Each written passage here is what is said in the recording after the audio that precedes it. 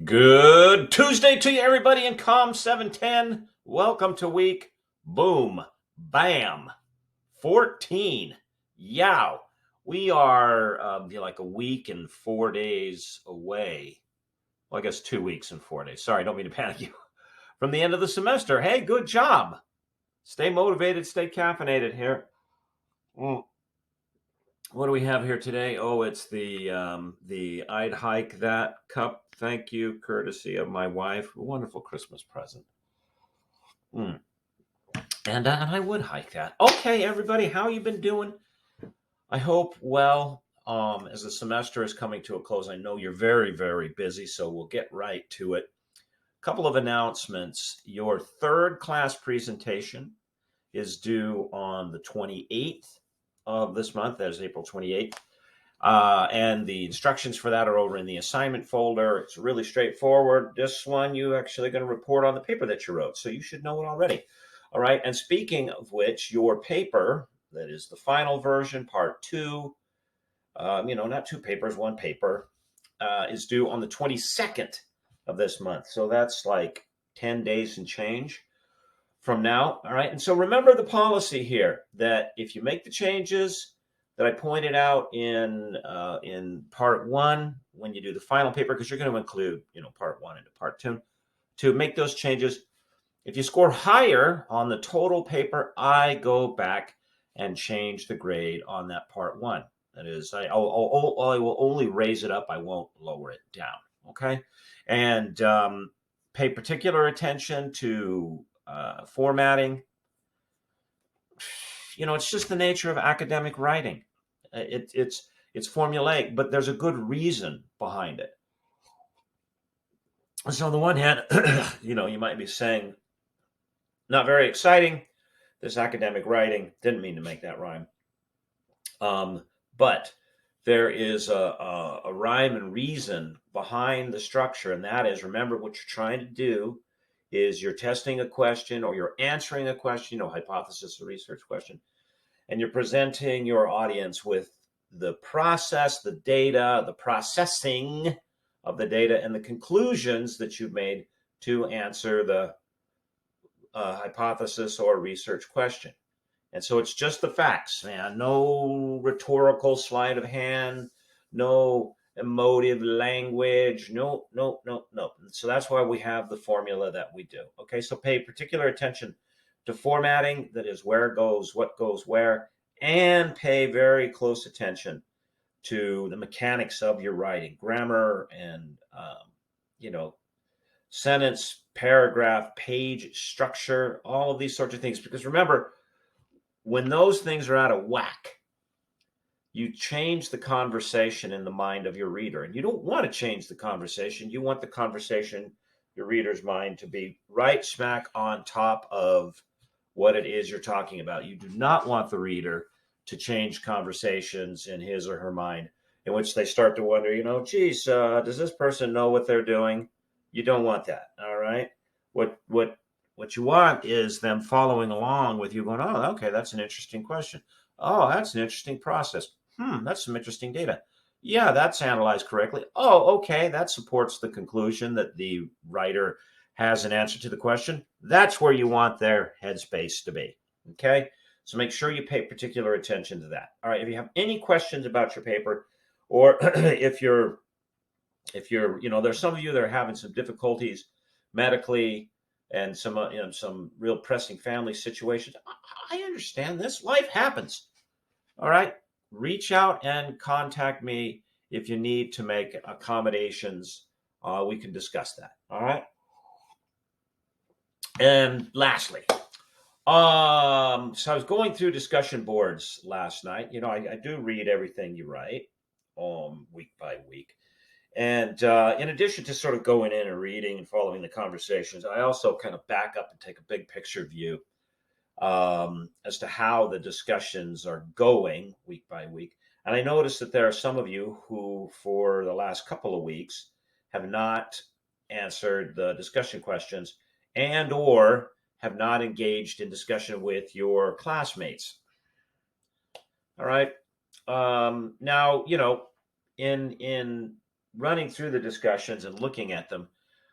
What I don't do is I don't jump into the middle of your discussions.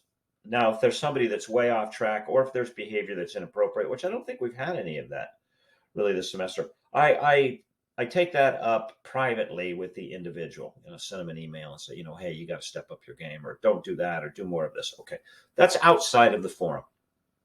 But when you don't answer the questions and then you don't engage with your classmates, you're missing the benefit of the exercise, and that's to help you process and internalize the information that you read. Because as a PhD student, you've got two main jobs. One is to wrap your head around and sort of stuff into your mind all of these authors, their theories and outlooks, and the information that comes henceforth. Right, that's one thing. But then the other thing is you're here to learn the process of how to analyze a text, how to discern and sort of, make the call as to a good source or a not so good source or absolute junk. And you only get there by practicing and kicking this around with each other. So if you haven't been answering the questions, or if you haven't been participating in the discussion, you're missing out on the benefit of the exercise. But since that's passed, that is, you haven't answered the questions, you haven't done the discussions, it's kind of hard to go back and say, okay, I'll take advantage of it. But make sure that you do. So, the other thing that you're doing, and you don't want to do this, is you're leaving points on the table. All right. When I grade the discussion boards, even for people that are not necessarily getting it right or getting the main thrust, the main argument of the author, I'll often give full points. Why? Because I can see from what they write, in good faith, they're engaging. They try to answer the question and they engaging in discussion. Okay, that's the point. See, it's not like a multiple choice exam. It's the engagement. That's the point. So when you're not engaging, you're leaving points. So here's what I'm going to do.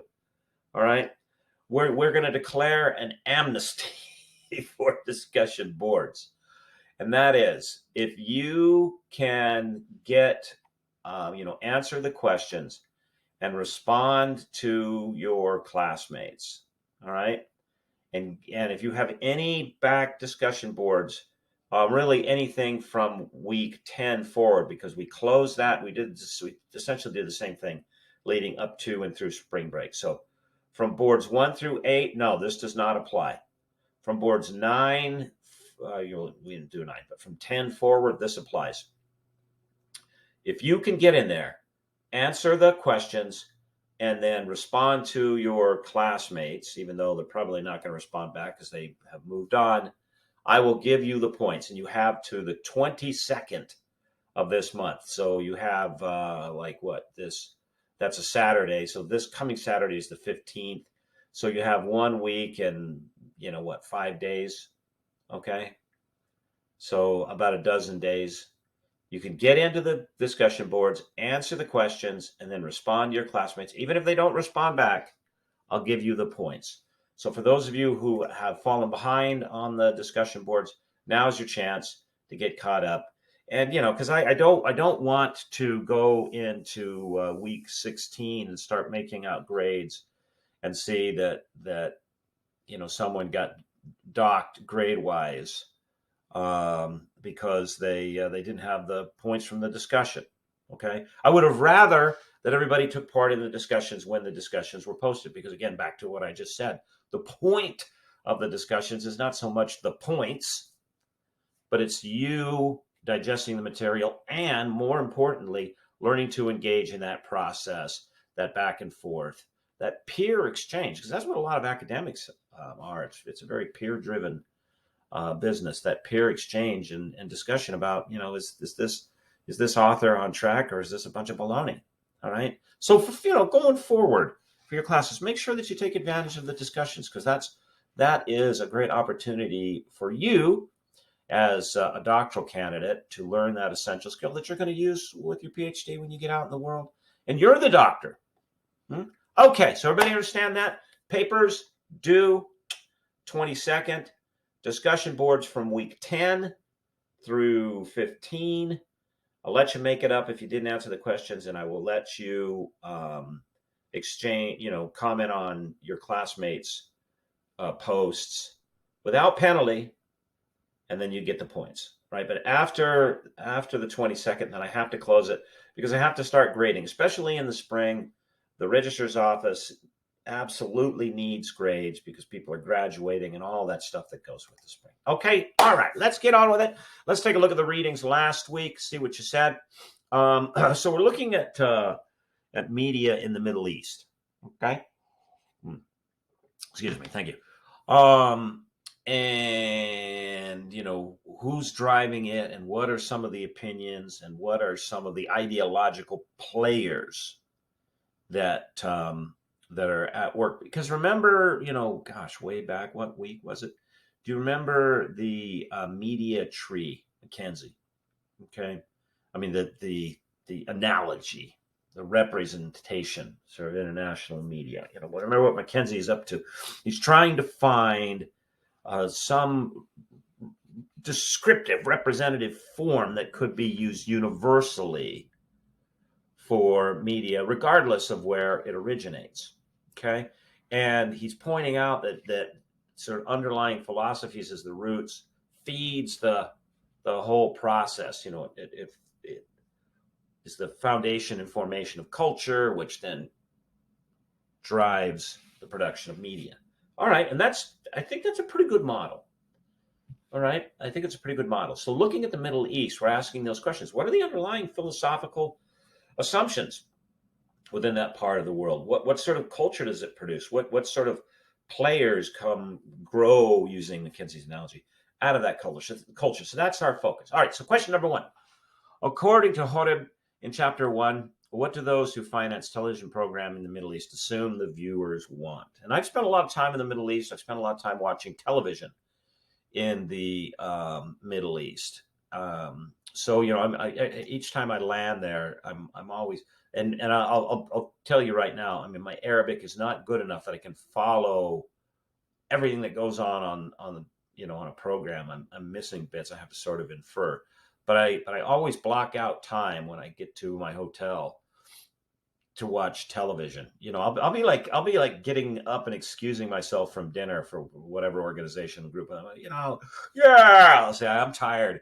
What I really mean is I'm going to go up and watch TV. But I can't say that at dinner when I'm working. Say, thanks for the strategy meeting. I got to go watch television.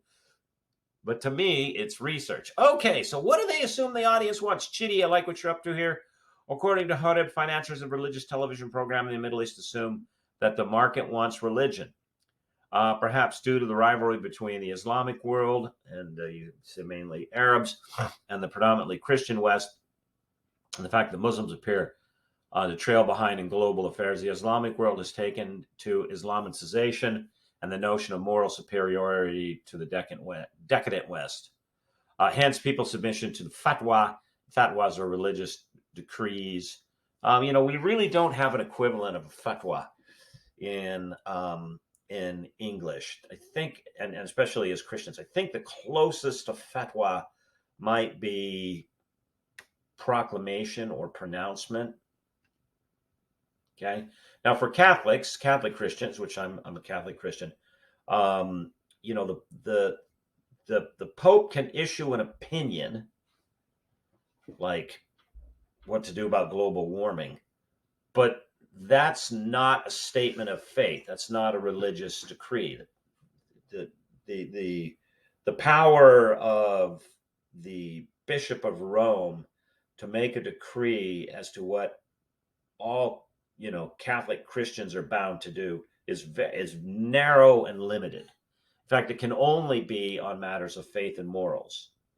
Outside of that, if the Pope says so and so are going to win the world, I don't know, St. Louis Cardinals, okay, a group that he's informed about in some way, or they're going to win the World Series. I'd keep your money in your pocket if I were you, because I don't know if Pope Francis knows anything about baseball.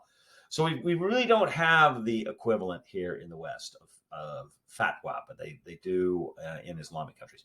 Okay, the people's submission to fatwa breeds a need for celebrity preachers, leading to faithful audiences, high Islamic program ratings, significant earnings from advertisements, and that's pretty good. And this is true, very, very much within the Middle East. A substantive portion of television programming is religious based, and also true, Chidi, that they view the West as decadent.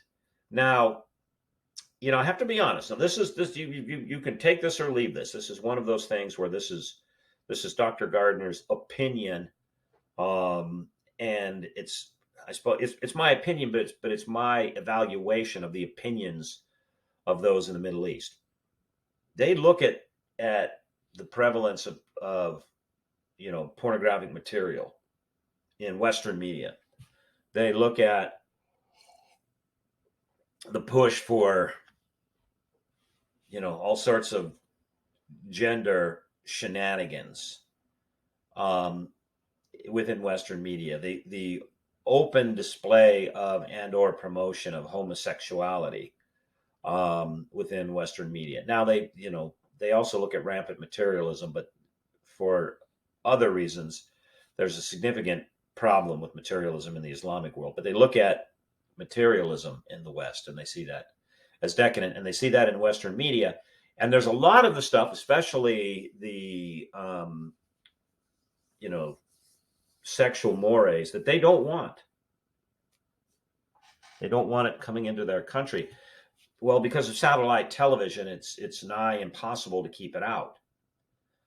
So the counter to that is a lot of the state-sponsored and corporate-sponsored programming is religious, and it spends time focusing on the decadencies of the West and how you keep those away as a good Islamic family, household, neighborhood, society, et cetera, et cetera.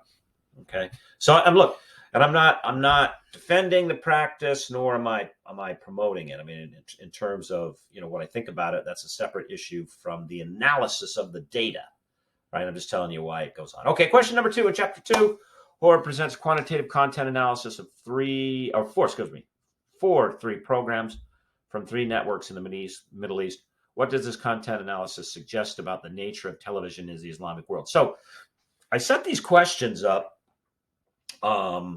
with intent, and this is what you should be doing. So when you find a source, maybe you find a document that hasn't been treated a lot, or an historical document, okay, you're looking at, all right, who produced this document, what was their intent, and then next layer down, well, what's in it, what's the content, how do we analyze this to get at what this document is up to? Okay, so think about that, especially for those of you who like qualitative methodology. All right, Acacia, I like what you're doing here. The 3 mainstream channels in the Middle East are Al Jazeera satellite channel, JSC, the Middle East Broadcasting Center, MBCI, and Dubai Television. Looking at the quantitative analysis of these 3 networks, the content suggests the nature of television in the Islamic world is declared state policies on religious issues post 9/11 era, but also particularly theological and ideological. Okay, according to quantitative analysis, 3 main topics addressed are ethics, historical events, and contemporary issues. And this is something, an excellent answer, by the way. And this is something that interests me much in the Islamic world, because we in the West, in the most literal sense of the word, do not see the world in the same way. And we say, okay, I'll say in the Christian West, as they do in the Islamic Middle East. And understand, Middle East is a term that we use to describe an orientation, geographical orientation that we have. So we're Westerners, so the West here. I don't know if this is looking backwards at the camera. Then there's the East over here, and then there's the bit in the middle. Okay, that's not how, first of all, they do not see themselves as the Middle East, right? They see themselves as the Arab world, and more specifically in Islamic terms, the Ummah. that is the world of light, or we might say the enlightened world. And in the Islamic mind, they're not in the middle of anything. They are in the center. They are the enlightened part of the world. Within the sort of cosmological framing, there is the enlightened part, which is them, and then there's the dark part, which is everybody else. And they very much see it as their job, their calling, to enlighten the dark parts, or at least conquer them, depending on what branch of Islam you're dealing with. And as a result, they spent a lot of time on historical events specific to the expansion of Islam in the 7th century. That is because Muhammad dies in what, 632? 632, yeah. The expansion of Islam through the 7th century and into the 8th century, which was phenomenal by way of the expansion of an empire and an historical event. Right? And they see that expansion as the approval from God. And by the way, in the Middle East, the word for God, Allah, is used universally. Christians use the word Allah. Okay. And as well as, so it's not an Islamic word, it's a Semitic word. That is, the Semitic language being, Arabic, Hebrew, Assyrian. Okay. So anyway, they spent a lot of time on these historical events, and they see the expansion of Islam as the proof that Allah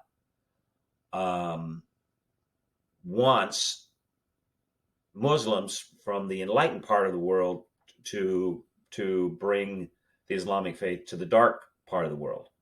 So much so that they use a different calendar in the Middle East, in the Arab world. It's a lunar calendar. And they began their dating system not from the birth of Jesus. Now, Muslims revere Jesus as a prophet, but they take great issue with the notion that he was the Christ, the Christus, the God-man. So the beginning of their calendar is the triumph, the battle in Medina, and the sort of the rise of Muhammad and his forces. And so in the Islamic world, while, for us, it's 2023, for them, it's the 15th century on our calendar.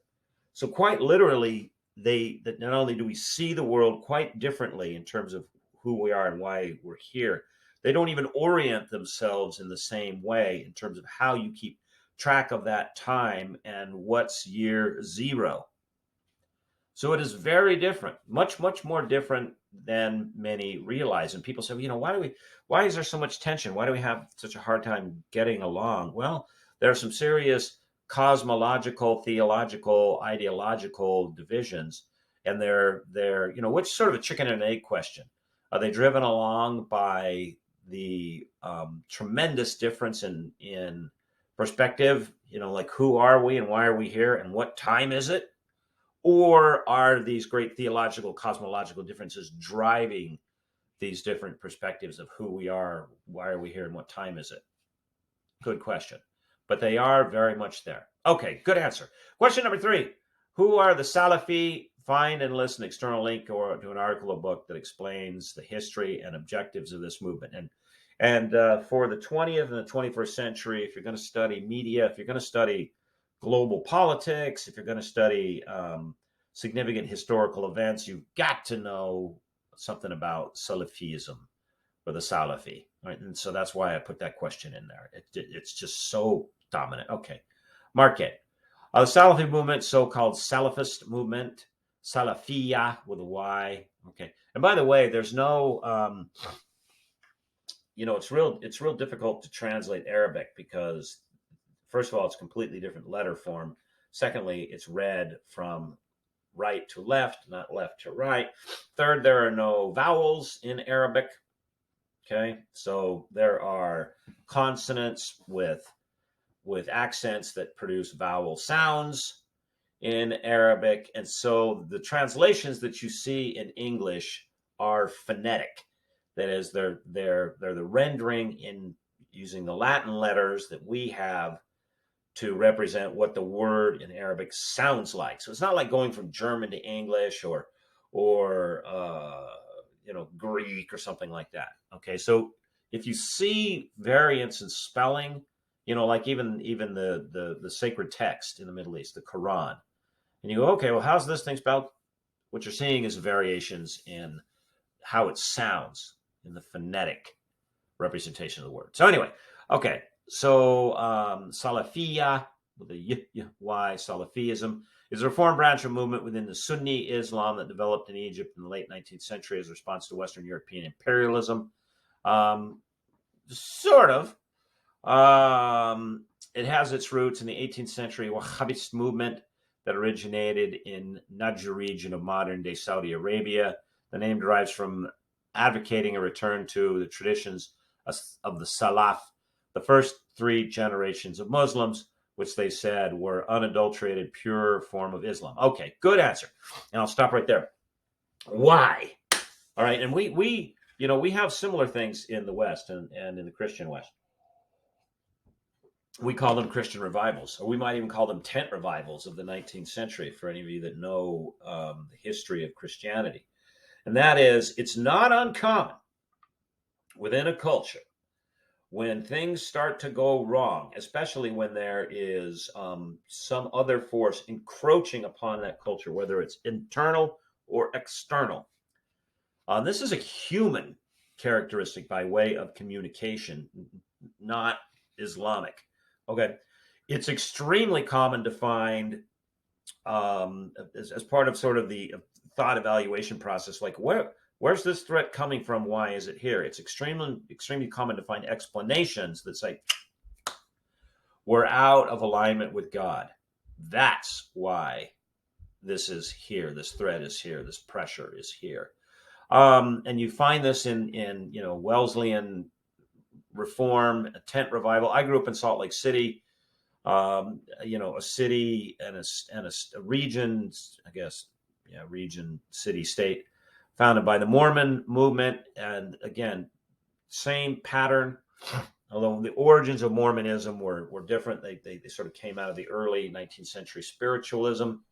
But as Mormons settled in the middle part of the country, Illinois and Missouri, they began to experience persecution, and their response was, well, we're out of sync with what it was is we called to do, so we got to separate ourselves from everybody, and off they went to Salt Lake City. Okay, back to the Middle East. This is the Salafi. Now, the upside to that, I suppose, and you see this both in the West, Christians, Muslims, and branches on the Christian tree. The upside of that is that it sort of refocused a culture on what were the communications that became the foundations of the culture. So what is the meaning of sacred text? Let's use Christians as an example. Okay. What did the writers of the gospel mean when they wrote what they wrote? So it can throw a culture back to reflect on its foundational text, which can have an upside. Okay. The downside that you often see is it by way of a communicative exercise that is, and this is, this might even fall in the area of not exactly intrapersonal communication, because the conversation is not going on inside an individual. It's intercultural communication. It's going on amongst individuals within a culture. The downside is it can, in throwing this attention back to the foundational documents, it can detract or distract or even distort the attention of a culture from the real source of the problem and what's going on right in the here and now. Because it may or may not be that the present situation is because of a disapproval from God, because of a drifting away from foundational texts. Maybe you understand the texts quite well, but the way you're applying them is not so well. And you see this in the gospel. You see this with Jesus, with Christ's interaction with the Pharisees, these enforcers of the Mosaic Law. And he's saying, and if you I mean, it's just, you can't miss this. Of those, in fact, maybe only that Christ had real anger and disdain towards were those that ran around preaching that the law requires you to do this and requires you to do that, regardless of circumstance. So there's the man with the withered hand who comes into synagogue, and this is a serious bit. You can't hold your plow; you're going to starve. Okay. Like, oh, we can't do anything for him, and you shouldn't either because it's the Sabbath. And Jesus says, you hard hearts, you hypocrites. So it can detract from real human causes of a culture's problems. Nothing to do with divine providence, with real human issues. And this is my assessment as a scholar and a historian. There's a significant amount of that now in the Middle East. That is, Salafism tends to distract from the human failings that cause the problems in the Middle East within their own culture. And so, you get the rise of groups like Al-Qaeda that were responsible for 9/11. You get the rise of groups like the Islamic State, or they in the Middle East, they refer to them as Daesh, which is an acronym for the Islamic State of Syria and the Levant. And within those movements, the common thread is a blaming. There's two areas of blame to be laid for what's the matter with the world. Number one is everybody else, especially Westerners, and therefore you have to attack them and drive them out and destroy them. And then number two, that internally the people are not spending enough time with the religious texts, and they're just spending too much time with everything else. So when the Islamic State set up the Islamic State in Syria and parts of Iraq, just like in Israel, Galilee, all the surrounding areas during the time of Christ, they had their own versions of Pharisees, appointed individuals who roamed around assessing fines or even serious punishments for those not obeying Islamic law, Sharia law. All right. And the Salafi and Salafism is alive and well in the Middle East and is projected out vis-a-vis the media. Okay, so I'm sorry, this is a long discussion, but you might be saying, okay, yeah, so what? What does it, why are we interested by way of international media studies if there is a movement within the Middle East that seeks to go back to the roots and blames problems on a failure to do that and externalities like the West? Well, that takes us to question number 4. How does the Salafist influence Saudi television by way of program format and program content? In other words, what to see, we're saying, okay, where does it originate now? What's in it? What does it mean? Nicole, let's have a look at you. Al-Najjar explains that this influence has deflected audience attention from internal political issues. There's that distraction bit. While reinforcing political systems in place and the need to obey their rulers in so much as they obey God. It seems to promote a status quo. It promotes sort of just do what we say because. Additionally, there's marked anti-Western bent programming depicting the West as evil. What is also interesting is the author notes programming neither defends nor condemns jihad. And this is true too. There's that jihad. I mean, in the literal sense, the word in Arabic means to struggle. So you could be struggling with moral issues. This is a jihad, yours. Or you could be struggling against your neighbor because their dog just won't shut the blankety blank up every time you try to sleep. That could be a jihad. Now, for Muslims, fighting amongst each other, although there's plenty of that, historically is something they've tried very hard to avoid. And in fact, there's a word, and it's not a nice word in Arabic that describes conflicts between Muslims. They call it fitna. And it's not a word that you utter in polite company, fitna. So jihad usually means with oneself or with those who aren't of the faith, aren't Muslim. Okay, so you hear that word kicked around a lot, a little bit of etymology for you.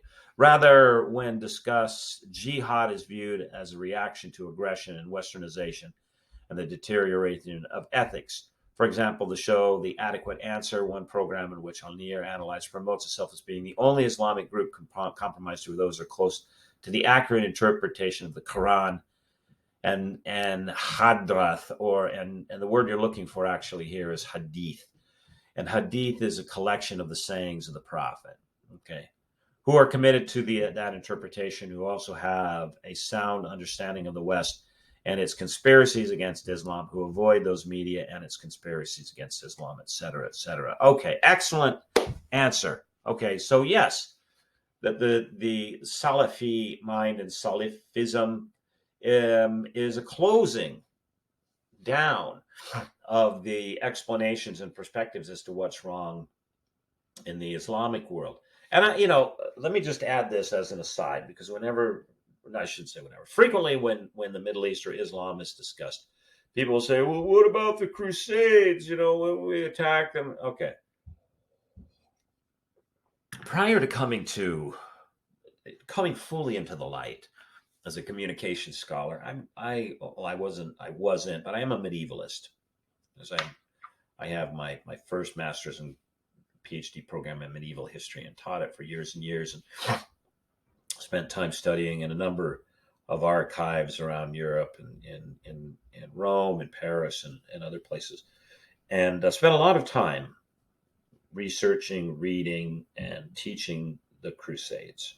And so, without a lecture on the Crusades, because that's not what we're doing here today, let me simply say that the Crusades were the West's response to the expansive militaristic policies of Islam.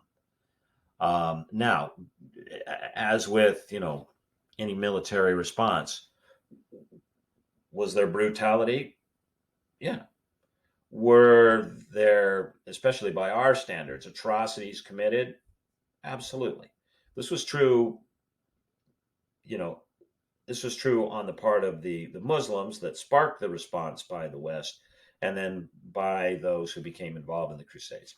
But on balance, the Crusades was not an example of Western imperialism. The first one was in 1096. We're talking about 11th century, and was not the West trying to attack and destroy Islam. In fact, that among all the things that the Crusades wasn't, an attempt to attack and destroy Islam is at the top of the list, because even those who were involved and organized it and fought the battles knew full well that there was zero opportunity, chance, possibility to destroy Islam.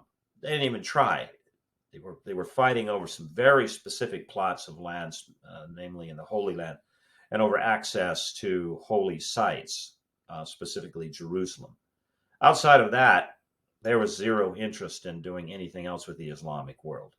All right. So if you hear that kicked around, realize it's just bad information. But there's a book I want to recommend, as I sometimes do, to give you a further look into things like Salafism and why it is that Islam intellectually, theologically, cosmologically operates the way it does. And it's this book by Robert Reilly. It is an excellent book. It's called The Closing of the Muslim Mind, How Intellectual Suicide Created the Modern Islamic Crisis. And, in this text, what Reilly goes, and it's a very well written, historically researched text, Reilly goes through and he says, look, when Islam first burst on the scene, it came out of the Arabian Peninsula in the 7th century, and it encountered the Eastern Mediterranean, where there had been a lot of development in thought and theories and things like mathematics. It just soaked it up. It's early encounters, and it helped the movement of Islam, both in terms of its expansion and of its solidification in the regions that it overtook. It helped it tremendously. And then, depending on which sources you look at, somewhere between the 9th and the 11th century, things took an intellectual, dramatic turn. And it was the rise of what becomes Salafism, the early Salafists, who didn't like writings by individuals like Aristotle or Plato, who didn't like any source outside of the Quran. And there was a deliberate, focused effort to shut those sources down. It was from really that point forward where, one of the particular differences between Christianity and Islam is the representation of the deity. And not only do Christians try to depict God, sometimes, in an anthropomorphized form. Think of Michelangelo's Sistine Chapel, where God is sort of reaching out and, touching finger with Adam. Okay. But also in abstract ways. All right. But also the third personage of God, that is in Jesus Christ. Extremely important. Within Islam, it is harim, as they say, which means forbidden to depict God, or even a picture of Muhammad, which Muslims say was his prophet. So it's in that time that these sorts of I don't want to say rules, but dictates, aspects of Islam begin to solidify. And one of the things that interests me historically and communicatively, am I going to make up a new word, in terms of how we communicate as people, is how much cultural momentum can be built behind a particular mode of communication, and how far back it can go. In fact, one of the dangers, I think, is that once a particular approach to seeing the world or discussing it settles into place, and then it just pushes forward from there, we lose track of where it came from and why. And again, for Christians, we see this in the New Testament. All the time we find Jesus Christ. And then, say, in the book of Acts, because we're coming out of Easter, we find the apostles taking issue with the law, especially the kosher laws. What should you eat? What shouldn't you eat? Should you be circumcised? Should you not be circumcised? What's clean? What's unclean? Who's an unclean person? Who is a clean person? All right. So that was one of the brilliant aspects about Christianity, is it has baked into it this presumption of examination. Well, why do we do that? What's the point? Does it draw us closer to God? Within Riley's book, what you're going to read about is that those questions are discouraged.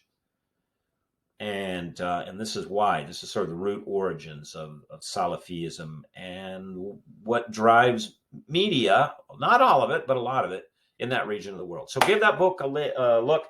I'll put a link to it in the announcement, as I always do. All right. Okay.